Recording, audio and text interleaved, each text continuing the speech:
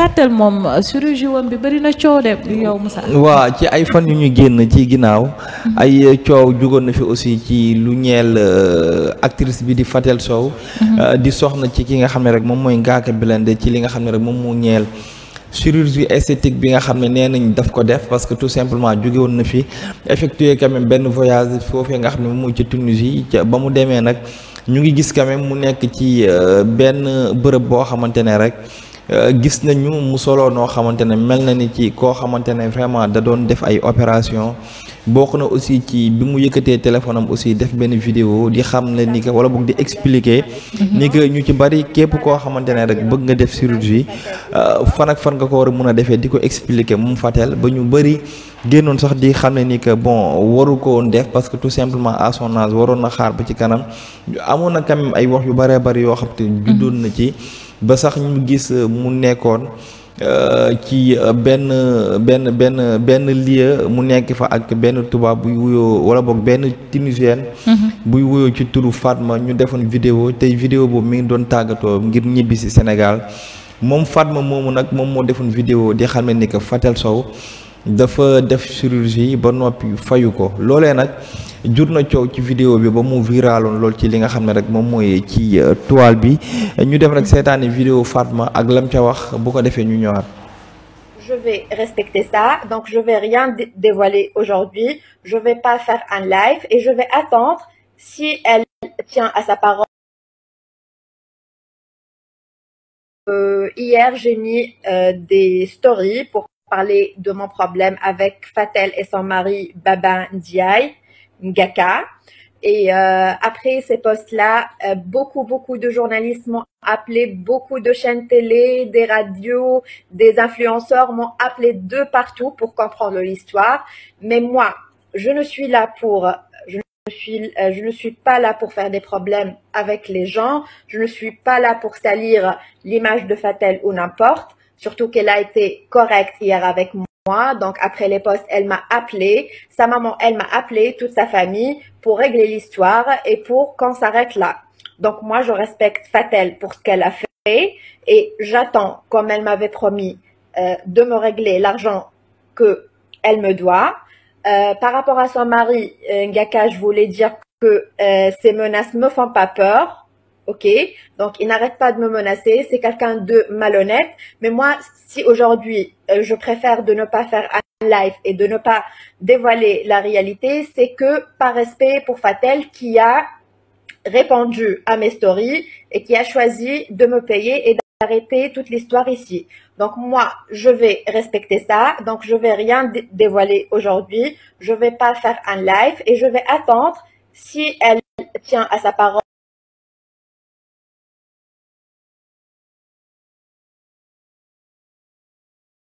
ko tudd Fatma bi nga xam ne moom mooy tunisienne boobee nga xam ne moom moo doon def chirurgie bi loolee nag bi mu génnee bëri woon na ay coow quand même ñu bëri doon dal ci kaw Fatel di xam ne ni que boo amul aussi les moyens pour faire li nga xam ne rek moom mooy chirurgie waroon nga mun a toog quand même moom Fatma ci li mu wax ci vidéo bi mi nga xam ne ni que ki nga xam ne moom mooy Ngaaka Blindé daf ko woon di ko menacer mais moom ay menaces ki nga xam ne rek moom mooy Ngaaka voilà.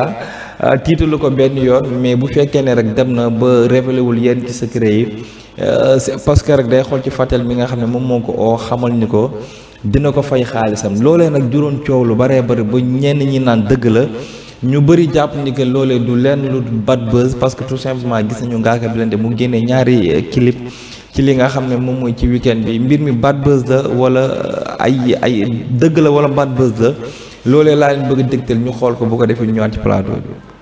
Tu peux leur expliquer en Wolof. Moi, je peux pas parler Wolof. Toi, tu vas expliquer en français, d'accord? Ok, ça marche. Alors, sama gars yi, j'espère que yéen a ngi ci jàmm, alhamdulillah. Man ak Fatma amuñu benn problème. Fatma, c'est ma sœur, c'est ma mère. Comme ni ma ko waxee woon ci vidéo yi ma defoon. Amuñu benn problème. Dañoo am benn émission bu ñu def boo xam ne que voilà pour chirurgie la pour clinique yeeg yooyu noonu moo taxoon ñu créer bad buzz bi te bad buzz bi dafa dem ba ëpp ñu doole voilà on n'a pas de problème amuñu benn problème donc maa ngi koy bàyyi elle va expliquer après voilà Fatma, je te laisse expliquer. Hein.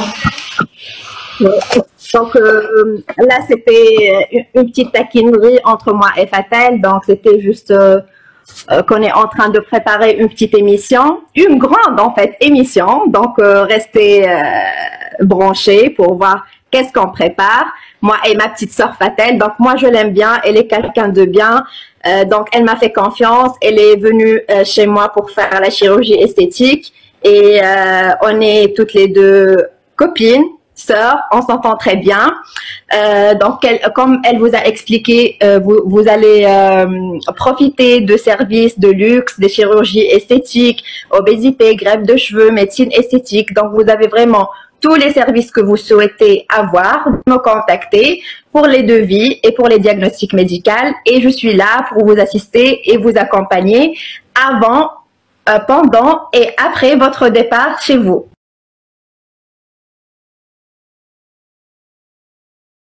Kàddu ki nga xam ne rek moom mooy Fatel ak Fatma bi nga xam ne moom moo génnoon rek wax bi ginnaaw bi cool yu bëree ñu bëri doon dal ci kaw Fatel naan dafa defi chirurgie te amul les moyens pour def ko loolee nag juróon coow gu bëree bëri ba finalement ñi xamal ni que loolee du leen lu dul bad buzz parce que tout simplement chirurgie amul ci benn yoon moom ki nga xam ne moom mooy Fatma mi nga xam ne ni que Fatel deful benn yoon chirurgie li waraloon voyage bu Fatel bi foofu ci Tunisie du woon lenn lu dul Fatel dafa amoon benn émission boo xam ne daf ko doon def comme moom connaissance am la mu dem fekk ko fi nga xam ne moom mooy ca Tunisie ba waxtaan ak moom ngir ñu waxtaan rek ci lépp loo xamante ne warum chirurgie la ni muy demee ak moom mi nga xam ne moom mooy Fatma képp ku ko bëgg a contacter yenn ci ay information fi ngay jaar pour mën a am accès ba foofee nga xam ne fa la nekk ngir ñu indi ci ay leeral loolu moom moo waraloon Fatel mu daal di effectué woon voyage boobee te nemmeeku nañ fan yi nii ay célébrité yu bëree bëri yu nekk Sénégal di génn quand même di dem bitim réew di pratiquer boobu léegi voilà muy quand même yoo xamante ne mi ngi jur coow mu mel ni indi nañ ci ay leeral ginnaaw bi ñu génnee ci ñaari fan yi nga xam ne wax dëgg yàlla coow li bëri woon na quand même. léegi Fatel dafay sénégalais yi njëgu connexion. li ñu wax ci chirurgie bi yëpp. xam nga sénégalais yi quand même dañu bëgg ay coow quand même dañuy bëgg aussi di attardé wu ci ay mbir. quand même voilà semaine lu lëmm ñu ngi wax ci chirurgie Fatel bi. voilà chirurgie amul. mi ngi noonu chirurgie daal amul. nee nañ bad buzz lañ doon def. te li waraloon mbir mi aussi muy benn émission bi nga xam ne donc ñu ngi koy wàcc. bu war a génn pour bientôt te ñoom sax ñu ngi joxe rendez-vous bi quand même donc nañu xaar rek pour mën a xam mbir yi fu muy mujjee.